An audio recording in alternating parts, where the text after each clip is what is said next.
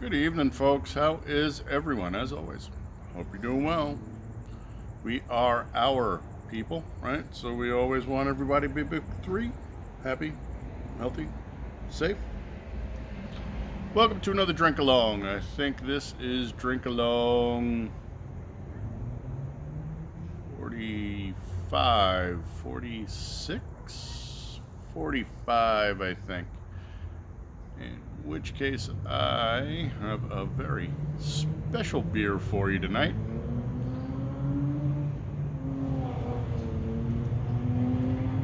My buddy just told me new season of Archer starts tonight.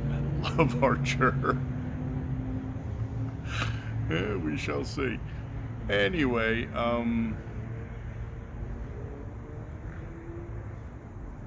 yeah, no, screwed the pooch on that one. Still sitting there. So instead we will do Four Peaks Tropic. I know last week I said I had a special 45 beer I was going to pop, and there was a story that goes with it. And then I put this up in the bumper, so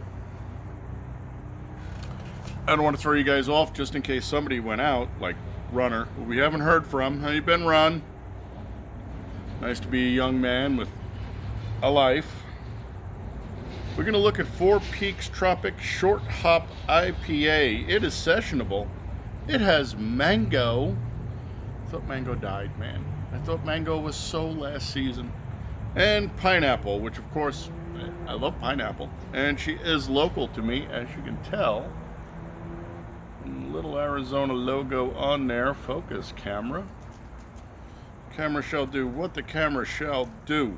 Nothing on the webpage. Literally balls on a Christmas tree. Nothing but decoration. 12 fluid ounces. 4.3 is the ABV. It does contain wheat. Oh no. Oh no. India Pale Ale. Malt beverage with natural flavor. It's a beer. It's not a malt beverage. Oh, not gonna go there. Not gonna go there. If you'd like to call and yell at them and say it's not a malt beverage, maybe it is a malt beverage and they didn't actually brew this correctly, which wouldn't surprise me. Four Peaks was bought out by AB InBev or Miller Coors, which virtually guarantees it is not good for you. That is everything they give us. So, we're going to break out the ratchet bottle opener.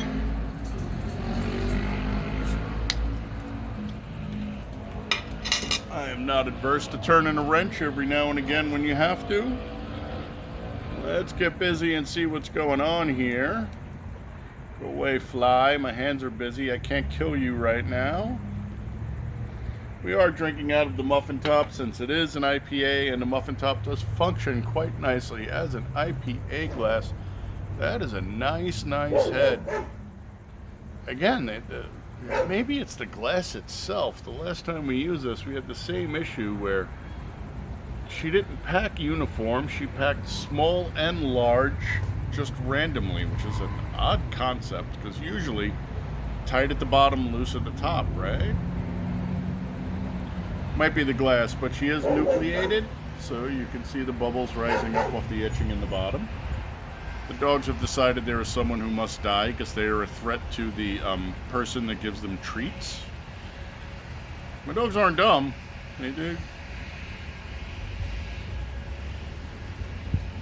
They know where they lie in the food chain, and they know who's in charge of the food chain, so. Anyway, I've drank this a couple of times. It actually turned out to really like this.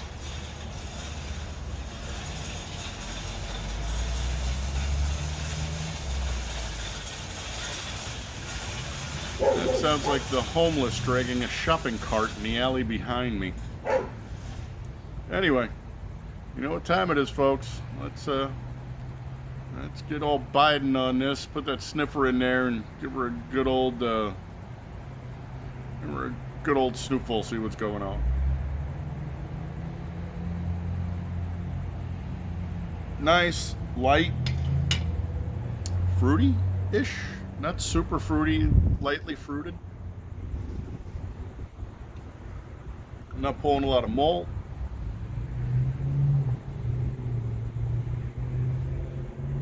It smells really, really tasty.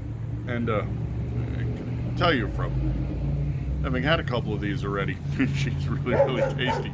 I like this beer. Well, let's get busy. Yeah, she isn't the best smelling thing on the planet, but doesn't mean you ain't. Rules are rules, dude. Got a slip of the tongue. Smells good. Got a slip of the tongue. What I'm really getting overpowered by is 2 houses down, they're having a birthday party and steaks on the grill, and I'm like, much like the dogs, if you ring the correct Pavlov bell, slip of the tongue, see what's going on.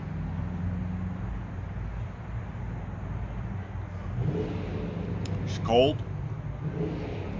It's okay because it's 100 and humid out here.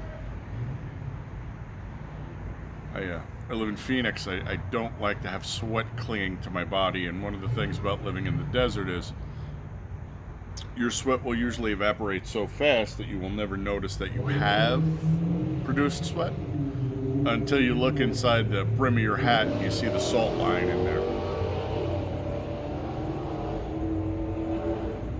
I think that's the douchebag with the Cadillac that doesn't apparently have a catalytic converter or a fucking engine pipe. But anyway.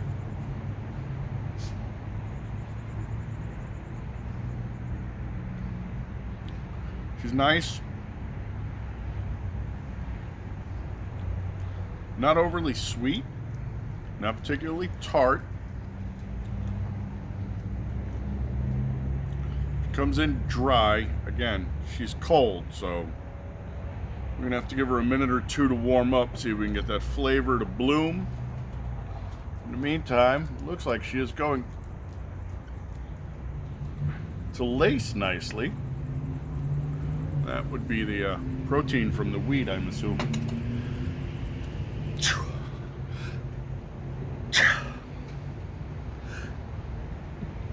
Sorry.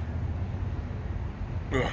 We've had a lot of rain of late, and well, the amazing thing about the desert is almost immediately after it rains, you'll see the plants take advantage of it, and they bloom and get pollinated and produce seeds for another year after it dries out and becomes brown. Right now, if you were out in the boonies, the flowers would just be going absolutely bonkers, and it's a beautiful thing. If you're ever going to come out here, and you're lucky enough to catch tail end of monsoon, or we used to have winter rains, but they're fucking with the atmosphere. The desert's absolutely beautiful after it rains for about a week, and then everything dies again. So it is worth taking a look at. If you do ever come out here, though, I will make the recommendation that one of the nicest places to go, you have to go at sunset when the sun's coming down, is the Painted Desert, because the different strata are different colors, and as the sun's setting, it hits them and they pop. They're really vibrant and beautiful. That's why a lot of the artwork you see out here tends to have purples and pinks and blues and reds and oranges and yellows. They're really, really vibrant. Midday, when the sun's just absolutely burning down, it fries all the color receptors out of your eyes. You can't really see jack shit. But as it shifts, it's coming in at an oblique angle, it really pops and lights all the stuff up. Absolutely beautiful. Yeah, Crazy's over in the corner, so there must be a homeless person in the fucking alley. Anyway. We warmed up a little bit. Let's see if we get some difference.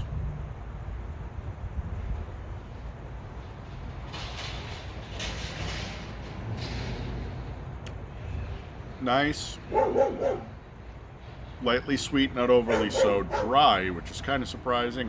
Dry IPAs are a mind bender to me, just because usually IPAs are so oily from all the extra hops. This isn't overly hopped. It's not particularly bitter.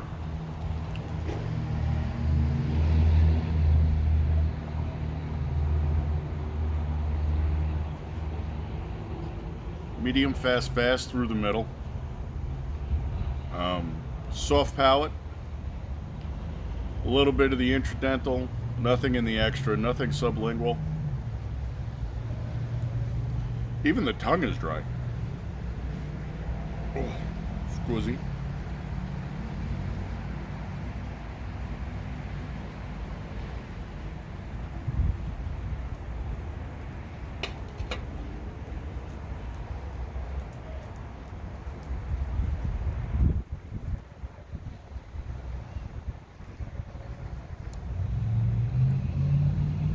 Swishing around in the mouth helps warm her up a little. Hits all the extra zones. But really, your flavor profile is centered on the top, the inside of the teeth, front third of the tongue. You don't get buried under fruity sweetness, so it's not like it's a super heavy mango or a super heavy pineapple.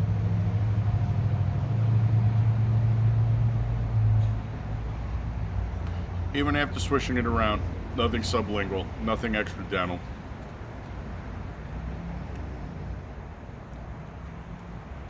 She's not even particularly dirty or oily, which is really, really odd. It is an IPA.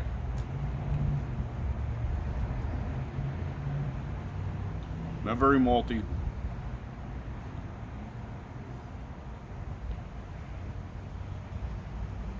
I would say for an IPA, and I'm just strictly within those letters, that style, she's going to be really light and bland, and most IPA drinkers I don't think are going to enjoy this very much. It doesn't have the brutal punch that you get with a lot of them. That doesn't mean it's not a tasty brew. So while I'm not overpowered by bitterness, I would say the IBUs on this are pretty low, 25, maybe 30.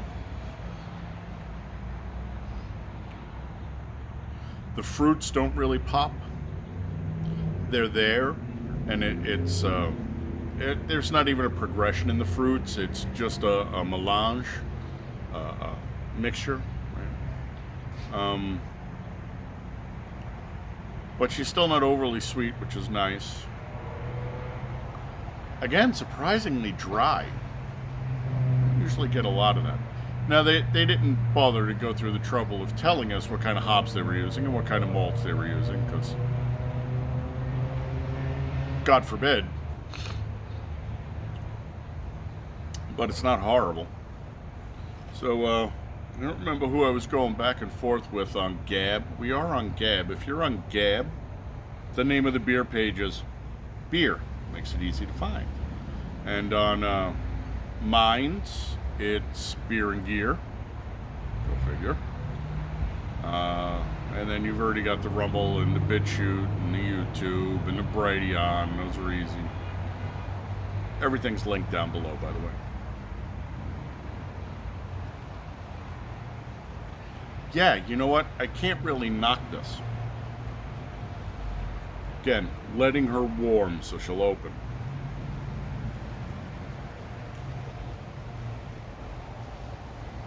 She's significantly warmer now. It's definitely in the high 50s to 60. But now the fruit kicks in and the flavor profile is changed, and you start to really develop it in the back of the throat. Okay, so back of the tongue, back of the throat, you're getting the fruit pop. Again, it doesn't graduate between mango and pineapple. They just kind of meld together. Excuse me.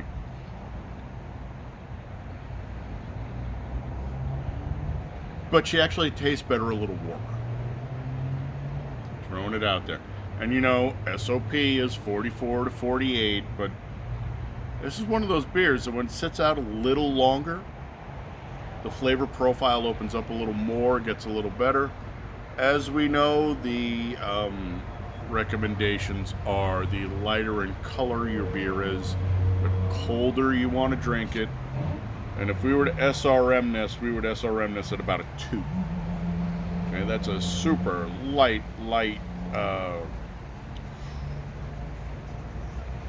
yeah, 2. That's a light yellow gold. It doesn't really have a whole lot of the orange in there, so you can't call it goldenrod. It's a light yellow gold. It's a pretty beer. So, the important part. Would I drink this again? Yes. Yeah, I wouldn't think twice about it. Would I order it on tap? Yeah. Especially if, I was in some place and I was going through the tap selection. I'd probably stop when I got there and said, give me one of those. And I might order something else afterwards. But I can see drinking this on tap. I'd actually like trying it on tap, see if it's any better. So would I buy this again? Yes. If you handed this to me out of the cooler, I would say thank you very much. And I'd ask for a glass, because I'm one of those pretentious asshats now. So, although I can slug it out of a bottle, it ain't gonna hurt my feelings none. All around, I find Tropic Short Hop to be quite enjoyable.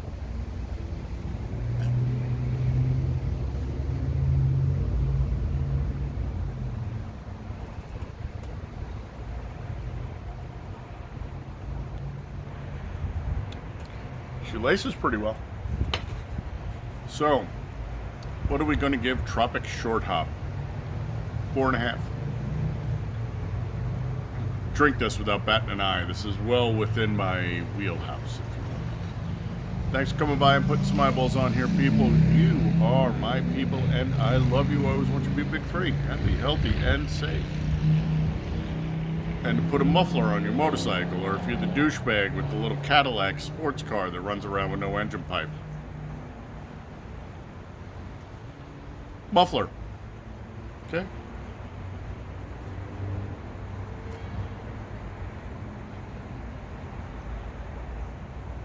There we go. Caveat being, she's a bit gassy.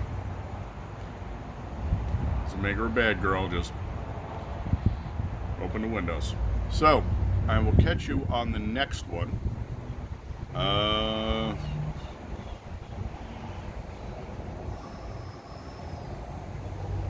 We have Oktoberfest coming up, and I've got 6 or 7 Oktoberfest sitting inside, but I'll release those as a daily. What are we going to do for the next beer?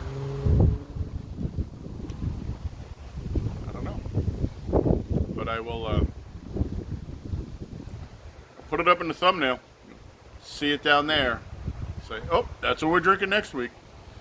And I think we covered it in the last beer video, but I'll just revisit in case anybody missed it. Johnny59er said I should do a top 10, but I think instead what we're going to do with this Thursday channel for a little while at least.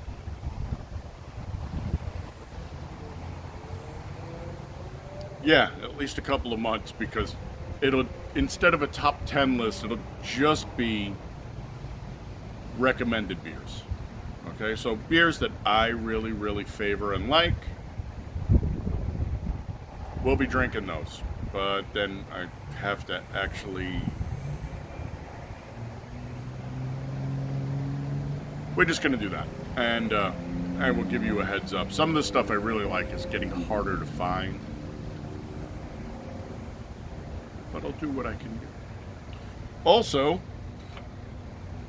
weather's starting to break out here. It's probably down to 90 now as the wind blows by, which means we're heading into Oktoberfest, and after Oktoberfest is pumpkins, and then after pumpkins is porter and stout season, baby.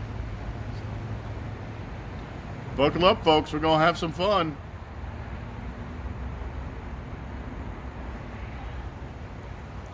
It's urine warm now and still drinkable. And that's after I shook all the bubbles out of it. Is what it is. I will catch you on the next one. Till then, my friends. Skol.